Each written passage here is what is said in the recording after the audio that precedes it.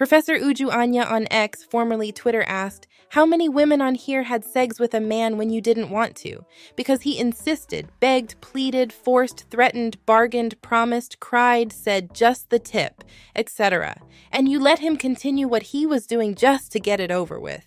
First, we're going to take a look at some of the replies, and then I'll address strategies for dealing with sexual coercion. Didn't take no for an answer, overstepped boundaries consistently, ignored blatant discomfort, played it off as joking until it wasn't. Oh, and I was sleeping. I didn't realize until a few years ago, but yes, said no until it was easier to say yes and just get it over with. Then some weeks later, I said no.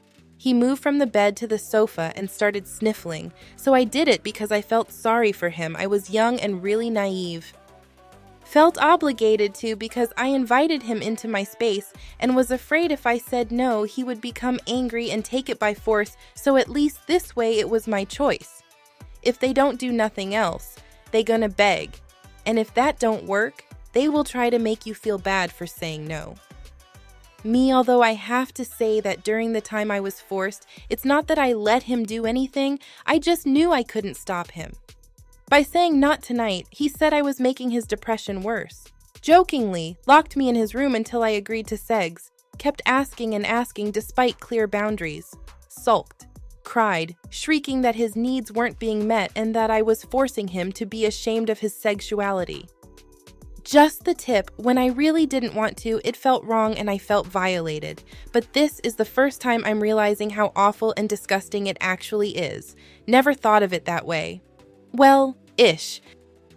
The number of times I've been tricked into someone's room and I realize I'm in their territory and I can't easily get away.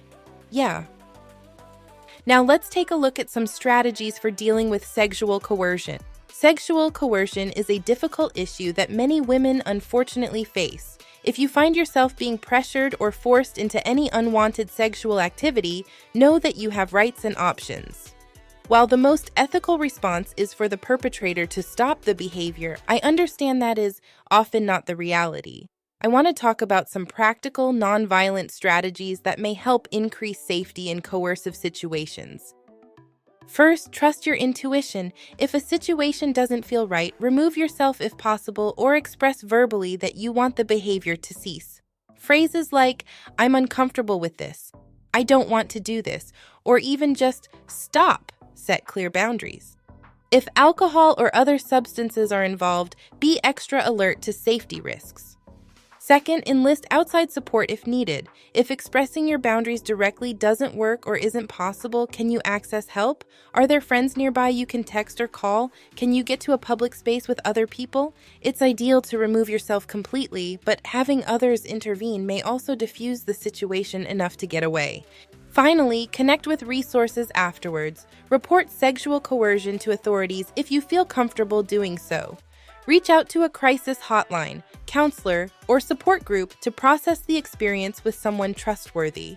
Take time to reconnect with your needs and boundaries in a healthy setting. The burden is never on the victim to prevent assault. However, having strategies ready for responding in coercive situations can help resist pressure and enforce personal boundaries. Stay safe out there. Share your strategies in the comments.